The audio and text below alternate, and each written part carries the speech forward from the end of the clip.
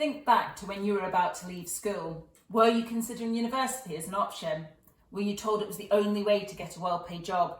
Or were you told that there were no jobs for graduates anymore and you'll just end up in a load of debt?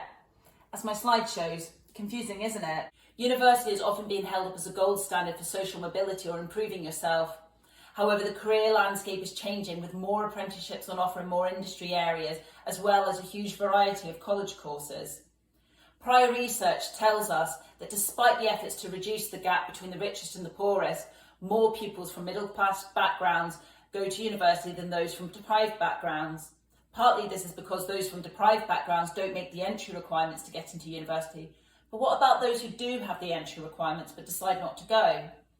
My research aims to make sense of this confusion and understand the career-making decisions from the young people's perspective, not from big surveys of statistical data.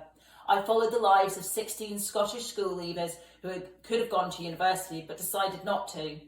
I interviewed those leavers over the space of 2 years.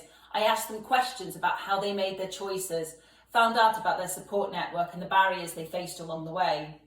My research shows that young people are not just making one decision, but multiple decisions around their career, and this does not stop after leaving school, but is continually revised as they experience life. My research shows that each individual made a choice unique to them with the best information they had, although sometimes this information was inaccurate or incomplete. My research showed that pupils were more likely to make a decision along vivid account from someone they knew, rather than from official information such as results from a survey. My research shows that pupils saw university as a risky investment. It was seen as risky in 3 different ways. 1, there were the risk of academic failure. They were worried they'd be stuck learning something they didn't enjoy for 4 years. They were worried they wouldn't complete their degree and would drop out. 2, social failure.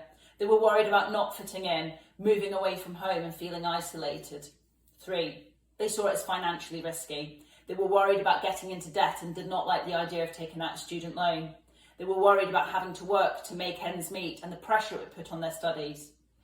On the other hand, they saw college as a safer option where they could build up qualifications and choose to sign up a year at a time.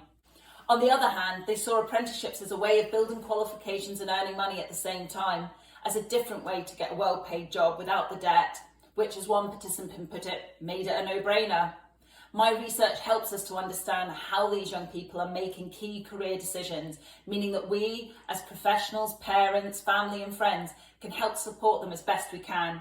So if a pupil is choosing not to go to university, it's not because they are from a deprived background or have incorrect information, but it's because the apprenticeship, college course, or whatever option they are choosing is the best choice for them.